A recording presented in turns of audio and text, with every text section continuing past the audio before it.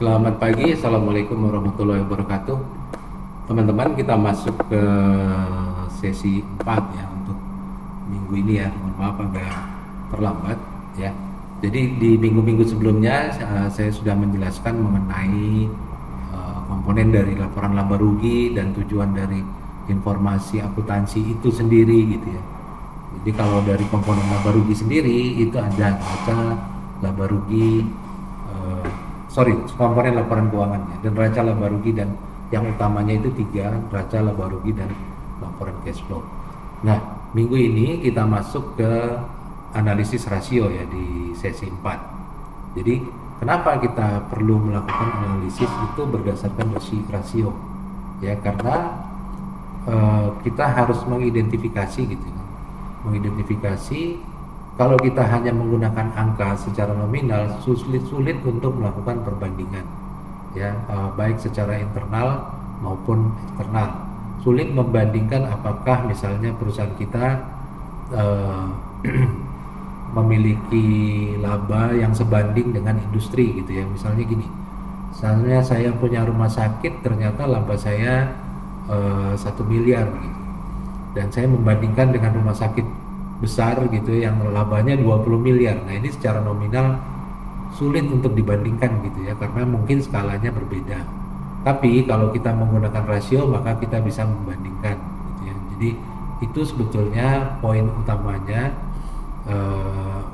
Jadi kita menganalisa laporan keuangan bisa dengan menggunakan rasio.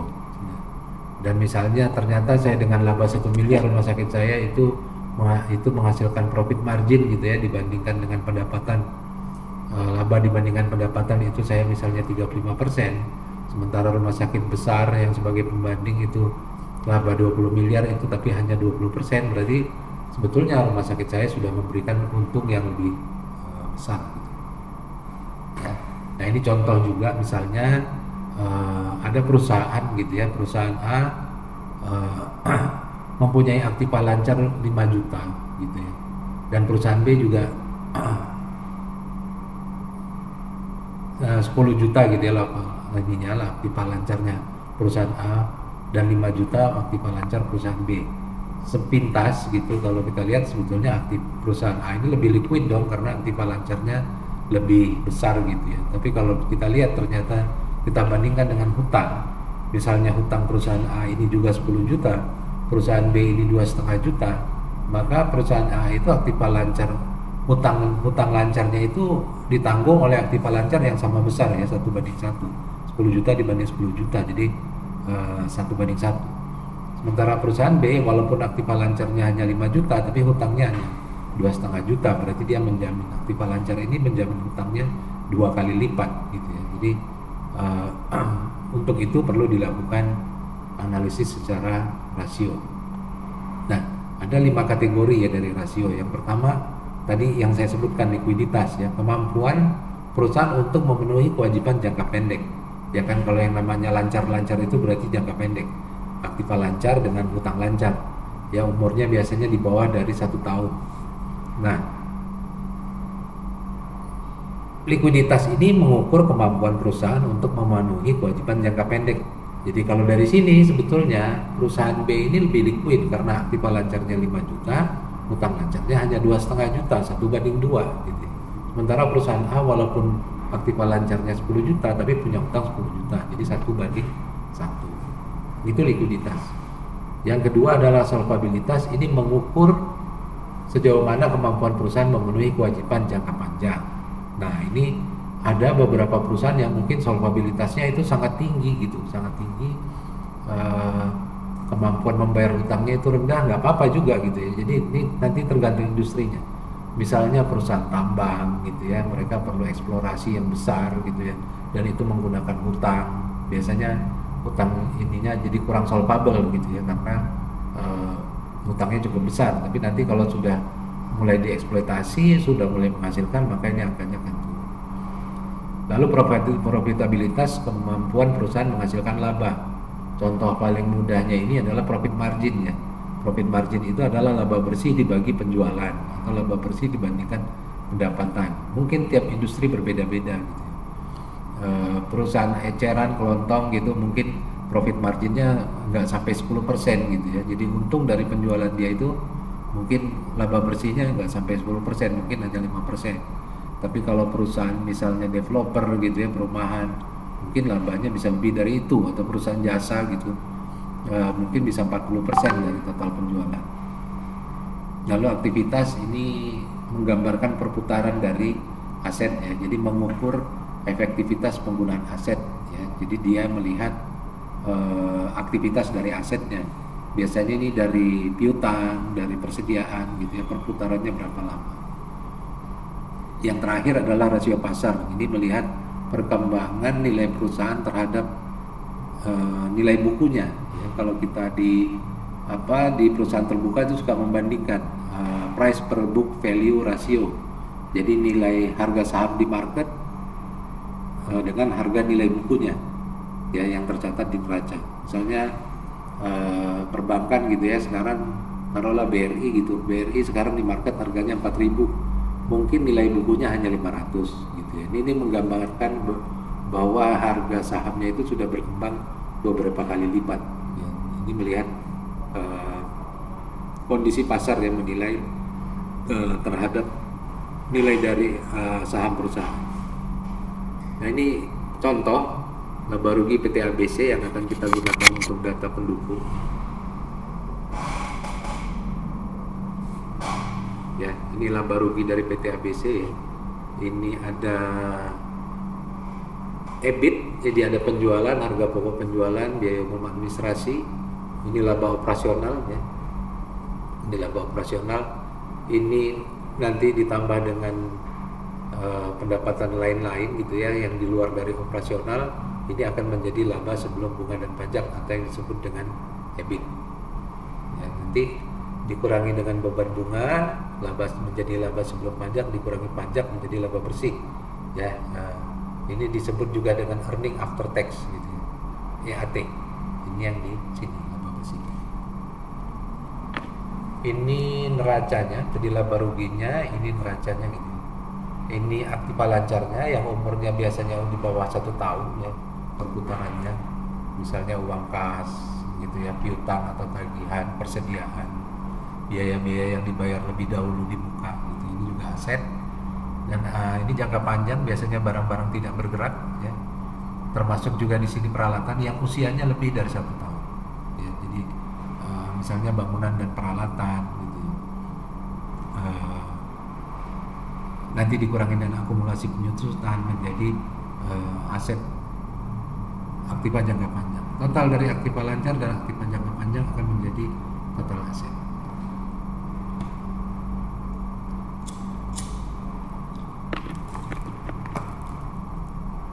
Kita ke sisi kanan neraca ya, di sini ada utang lancar ya, utang yang jatuh tempo di bawah dari 1 tahun biasanya. Ini ada utang dagang, utang jangka pendek, rekening akrual lainnya ya, yang utang-utang yang diakru gitu ya, pendapatannya diakui lebih dahulu gitu. Dan ada utang jangka panjang. Akrual ini contohnya apa sih? Misalnya gini ya, kan pencatatan di akuntansi itu kan berdasarkan akrual basis, berdasarkan terjadinya. Jadi kalau kita misalnya menjual barang seharga 5.000, akan tercatat sebagai penjualan sebesar 5.000 walaupun kita belum terima lunas gitu ya. Nah, itu menjadi akrual. Lalu ada juga utang jangka panjang yang utangnya lebih dari 1 tahun ya. Bisa utang bank atau lain-lain gitu, bisa utang pajak, utang sewa gitu.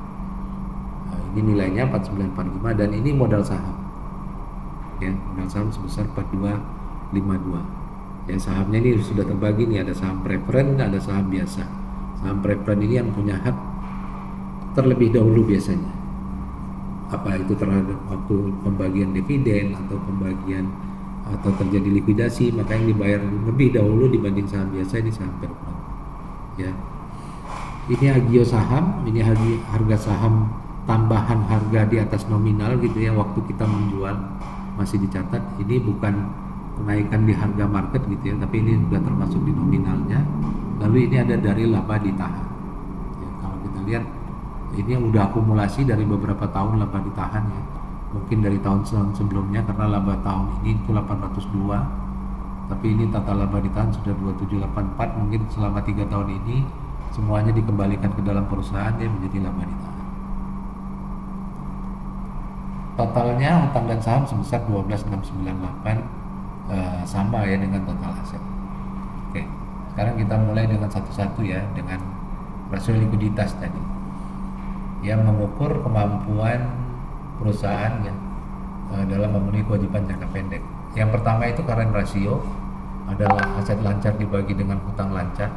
Kalau kita lihat neracanya ini, aset lancar 7539 dibagi dengan hutang lancar. Jadi dia punya aset yang perputarannya itu di bawah 1 tahun dan punya hutang di bawah 1 tahun.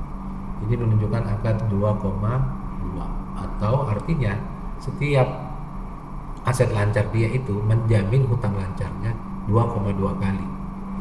Standarnya berapa? Sebetulnya standarnya nggak ada ya. Tapi semakin tinggi angka ini sebetulnya menunjukkan perusahaan yang semakin liquid ya, semakin mampu memenuhi kewajiban jangka pendek. Kalau best practice gitu ya, best practice di perbankan biasanya mungkin ngelihat 200% itu udah bagus gitu. Jadi current rasionya udah 200% itu sudah bagus, berarti dia sanggup memenuhi kewajiban jangka pendeknya. Lalu quick ratio sama sebetulnya dengan aset lancar, dengan current ratio hanya dikurangi dengan persediaan ya.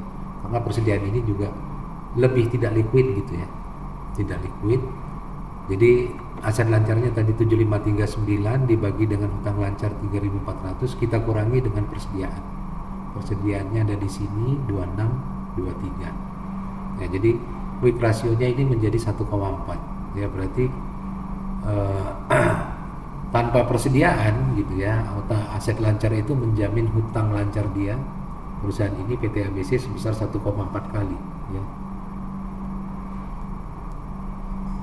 Sebetulnya semakin tinggi angkanya semakin liquid, tapi juga bisa menunjukkan bahwa indikasi gitu ya, bisa saja perusahaannya kelebihan likuiditas gitu, kelebihan uang kas atau piutang yang bisa ditempatkan di tempat lain. Nah, berikutnya adalah solvabilitas, kemampuan memenuhi seluruh kewajiban sebetulnya, tapi termasuk dengan jangka panjang ya, nanti dibagi dengan apa? Dengan total aset. Ini misalnya debt to total asset ratio menunjukkan total hutang terhadap total aset ratio ya, terhadap total aset. Tadi asetnya ini total hutangnya 4945 ditambah 3400 dibagi asetnya ini 12698 ya, menjadi 66% ya, berarti 66% dari aset perusahaan didanai oleh hutang ya. 66% dari aset perusahaan itu didanai oleh hutang. Berarti sisanya 34% ini didanai dari mana? Dari modal sendiri, dari sini ya. Kalau ini ditambah ini kita bagi dengan asetnya 12698 itu 66%, berarti yang ini sisanya 34%. Jadi perusahaan ini mendanai asetnya itu dengan 66% itu dari hutang, sedangkan sisanya dari modal sendiri ya, dari pemegang saham.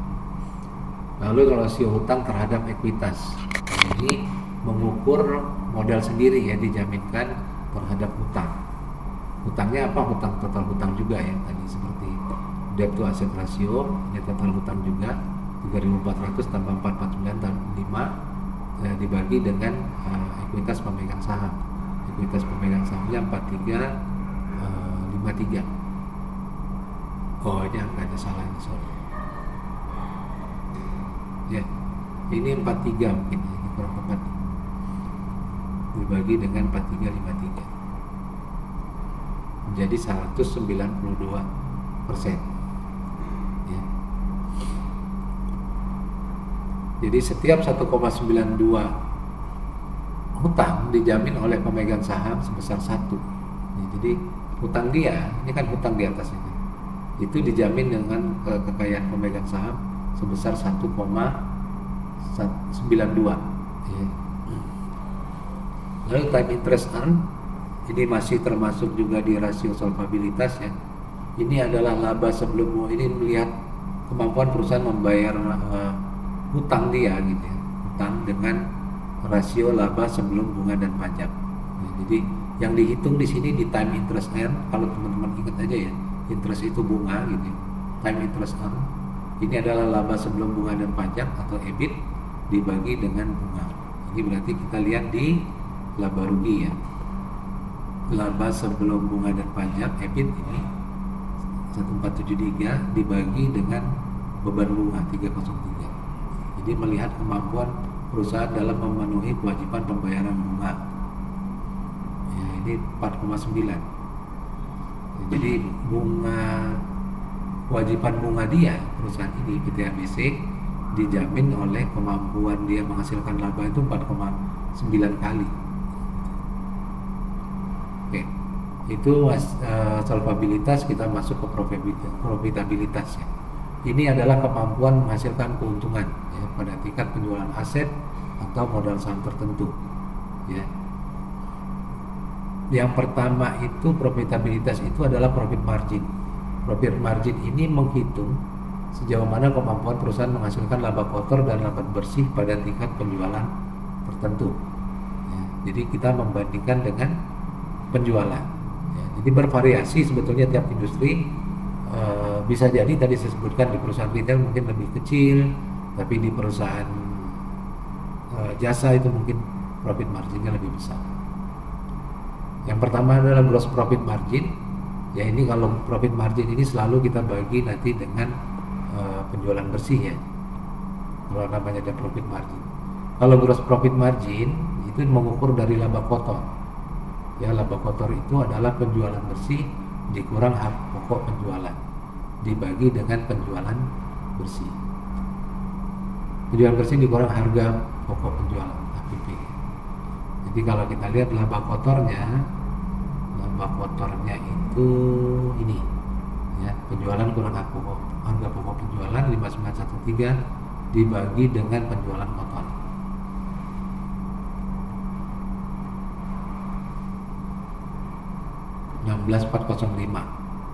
Ya, penjualan bersih atau penjualan kotor, penjualan bersih ya, net sales ya, menjadi 36%.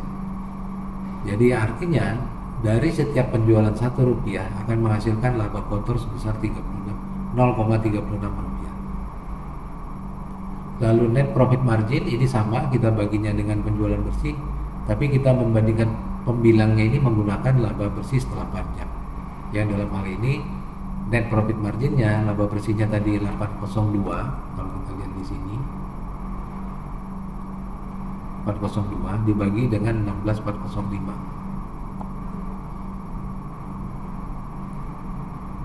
atau 4,9% ya. Jadi setiap penjualan Rp1 menghasilkan laba bersih 0,049. Nah ini yang saya bilang bisa berbeda-beda gitu ya. Perusahaan jasa mungkin bisa 40% gitu ya profit marginnya. Lalu ada return on asset ya. Return on asset ini adalah laba bersih dibagi dengan total aset. Jadi laba bersih mungkin kita masih ingat ya, di sini 802, total asetnya juga 12698, sehingga diperoleh angka 6,3%. Interpretasinya setiap Rp1 dari aset perusahaan bisa menghasilkan laba 0,063. Jadi menggambarkan keefektifan perusahaan dalam menggunakan asetnya. Lalu ini return on equity adalah membandingkan laba bersih dengan modal gitu ya, modal sendiri. Jadi laba bersihnya ini jadi adalah 802, tadi sama dengan ini gitu ya. Nanti kita bagi dengan equity-nya 4353, dihasilkan 18,42%. Jadi artinya si pemegang saham setiap investasi Rp1 akan menghasilkan laba sebesar 0,1842 rupiah. Ya, rasio ini nggak memperhitungkan dividen dan capital gain dari pemegang saham. Ya, jadi hanya memperhitungkan agio. Dividen dan capital gain itu di luar ini gitu. Ya. Bukan return saham sebetulnya, tapi kemampuan menghasilkan laba. Karena kalau untuk return pemegang saham nanti ada lagi dia kebagian dividen gitu ya. Ada capital gain dari kenaikan harga saham di pasar. Lalu ada return on investment, ini sebetulnya mirip dengan ROA ya. Tapi ini sebetulnya menggambarkan kemampuan perusahaan dalam menghasilkan investasi. Ya, kebetulan kalau untuk neraca itu angkanya rumusannya sama, laba setelah pajak dibagi dengan investasi. Nah, ini investasinya itu dilihat dari mana, dari sisi aktiva ya, dari total aset. Itu kan dia membelikan aset itu kan sifatnya investasi. Ya, tapi kalau dalam proyek nanti dinilai dari pengeluaran yang dikeluarkan untuk proyek itu. Jadi kalau ROA, return on asset, itu tidak digunakan untuk proyek, tapi kalau return on investment ini bisa digunakan untuk proyek, ya, berdasarkan biaya yang dikeluarkan untuk mengerjakan proyek. Ya, kalau ini kebetulan menggunakan neraca, jadi kita bagi dengan total aset. Jadi angkanya sama dengan ROA, rumusnya sama, gitu ya, menjadi 6,3%. Jadi setiap Rp1 investasi dari semua aset menghasilkan laba sebesar 0,063. Next, nah ini yang berikutnya adalah perputaran aktivitas. Ini rasio aktivitas ini menunjukkan berapa tingkat aktivitas aset-aset tertentu, ya. Perputaran dari aset-aset tertentu, misalnya apa? Dari persediaan, dari piutang. Ya. Sebetulnya berapa kali dalam setahun persediaan kita itu berputar, misalnya untuk persediaan. Ya, jadi menunjukkan seberapa efektif perusahaan mengelola persediaannya. Kalau piutang juga kita akan payable turnover, nanti seberapa efektif perusahaan mengelola piutangnya. Ya, jadi kalau aktivitasnya rendah, ya, kalau aktivitasnya rendah, perputarannya rendah, akan mengakibatkan dana kelebihan yang tertanam di aset itu terlalu lama, gitu ya. Misalnya gini, ada perusahaan yang perputaran piutangnya itu hanya setahun sekali. Jadi dia mulai dari jual barang, nanti dia menerima pembayaran dan menjadi piutang, gitu ya. Dia melakukan penjualan, lalu mau menjadi piutang, jadi tagihan, dibayarnya nanti setahun kemudian. Itu berarti perputarannya selama setahun hanya satu kali. Ya, jadi ini kalau aktivitas rendah. Ya, jadi akibatnya apa? Akibatnya perusahaan itu memerlukan modal untuk menanamkan dana yang cukup lama, gitu ya, untuk setiap aktivitasnya.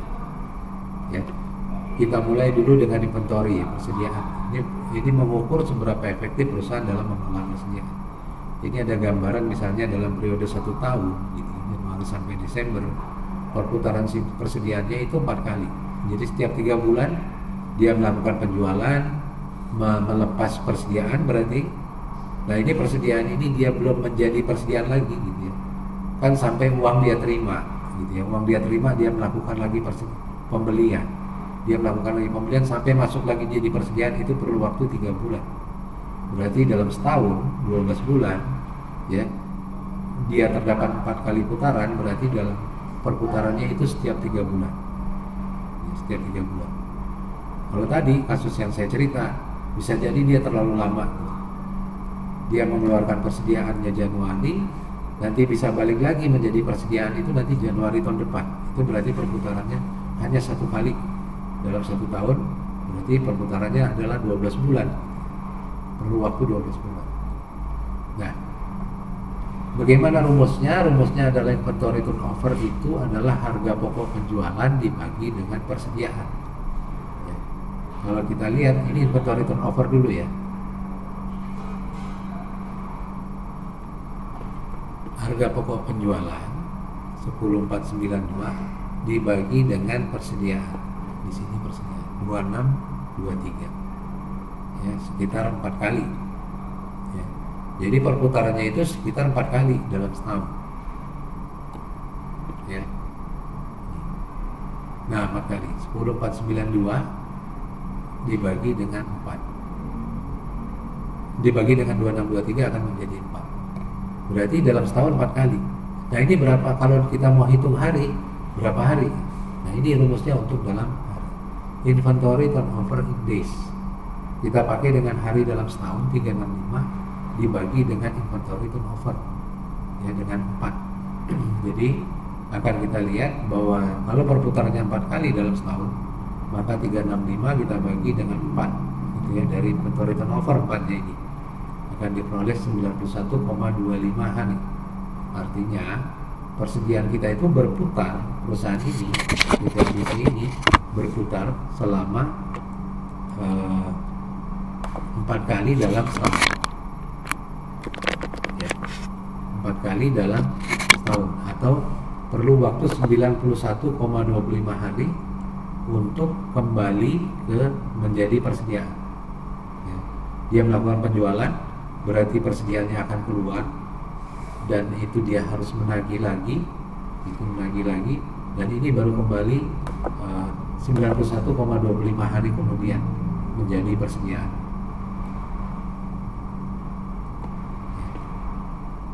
Ya, kalau semakin rendah berarti terlalu lama di dalam persediaan gitu ya, dan berarti kurang efektif gitu ya dalam mengelola persediaan. Kalau semakin tinggi berarti perusahaannya cukup efektif dalam mengelola persediaan, cuma berarti perputarannya tinggi dan nanti modal kerja yang diperlukan ke dalam bentuk persediaan itu nggak terlalu tinggi lagi gitu ya dibanding yang perputaran rendah.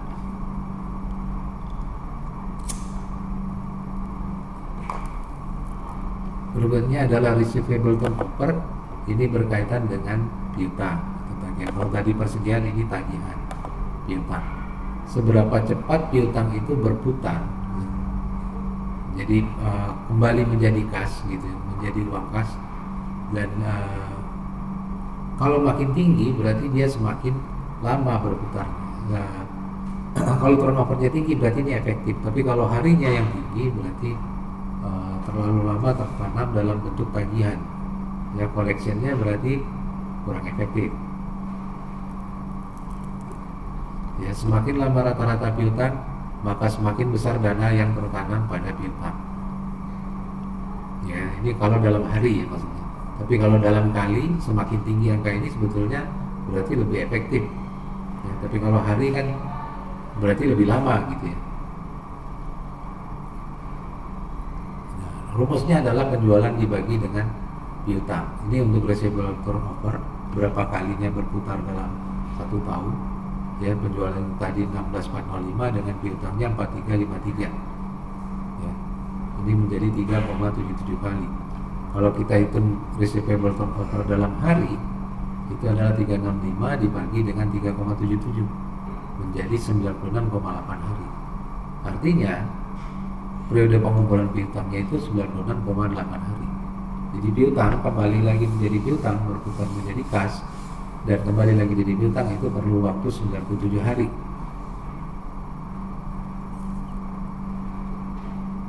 Ya, jadi mungkin perusahaan bisa menerapkan insentif tertentu supaya perputaran piutangnya itu lebih tinggi gitu ya, bukan dalam hari ya, tapi yang ininya lebih tinggi. Ya. Jadi dalam setahun misalnya menjadi 6 kali, misalnya dengan membuat program 210 net 60. Ya. Artinya kalau Anda bayar dalam 10 hari, ini strategi penjualannya. Kalau Anda bayar dalam 10 hari, Anda akan dapat diskon 2% gitu ya buat pembeli kita, dan maksimum di 60 hari. Ya, kalau 60 hari, lebih dari 60 hari nanti mungkin jadi denda gitu ya. Jadi maksimum harus sudah dibayar 60 hari.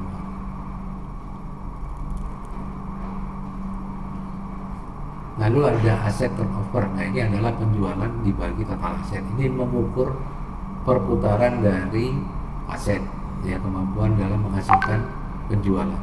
Ya, misalnya tadi total asetnya adalah 12.698, ya, penjualannya 16.405, ya, ini akan menjadi 1,29.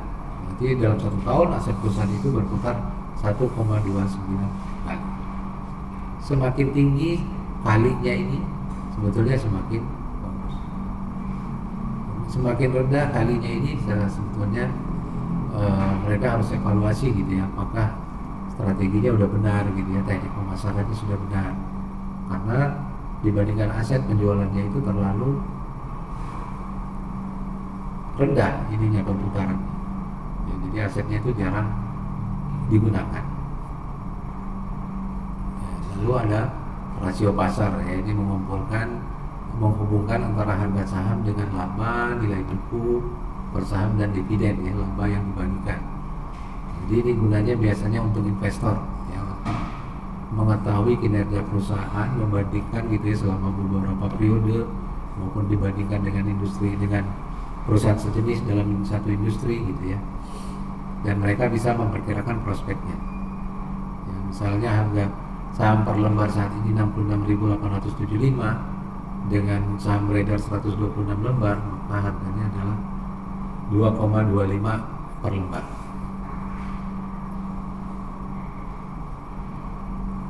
Ada beberapa metode ya. Pertama adalah earning per share. Ini membandingkan antara laba bersih ya setelah pajak dibandingkan dengan jumlah saham yang diterbitkan. Ya, semakin tinggi EPS, semakin besar keuntungan yang diterima oleh investor.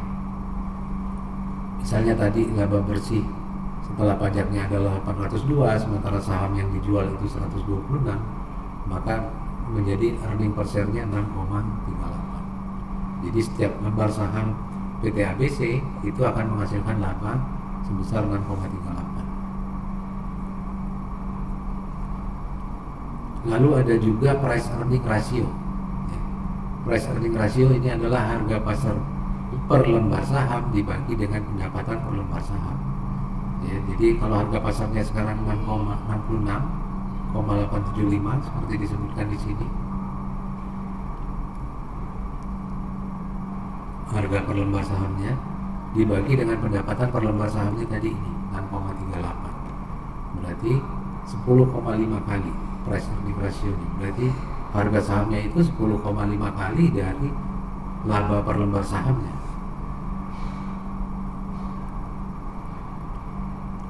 Ya, perusahaan diharapkan tumbuh tinggi kalau punya PER yang tinggi, sementara mempunyai pertumbuhan rendah akan mempunyai PER yang rendah.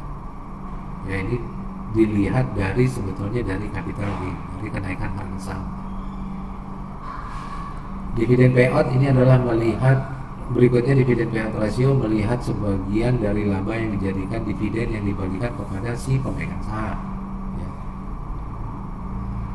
Tidak ada standar khusus untuk ini gitu ya. Tapi biasanya perusahaan dengan tingkat pertumbuhan yang tinggi akan mempunyai rasio pembayaran dividen yang rendah. Kenapa? Karena dia akan digunakan lagi labanya itu dimasukkan lagi ke dalam perusahaan untuk digunakan sebagai laba ditahan, bukan sebagai dividen, sehingga biasanya rasio pembayaran dividennya rendah. Sementara perusahaan yang pertumbuhannya rendah biasanya mempunyai rasio dividen pembayaran dividen yang tinggi. Nah, perhitungannya adalah dividen per lembar saham dibagi dengan pendapatan per lembar saham. Jadi kalau pendapatan per lembar saham kan 6,38. Jadi misalnya perusahaannya membagikan laba ke pemegang saham itu 2,25 ya.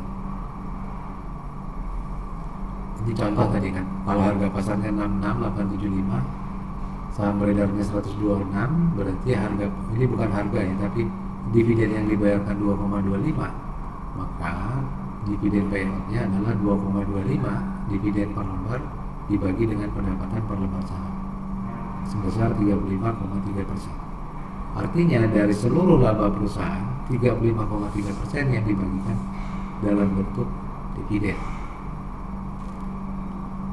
Ya tadi ya, kalau perusahaan tumbuh tinggi biasanya dividennya rendah, walaupun tidak ada standar tertentu ya.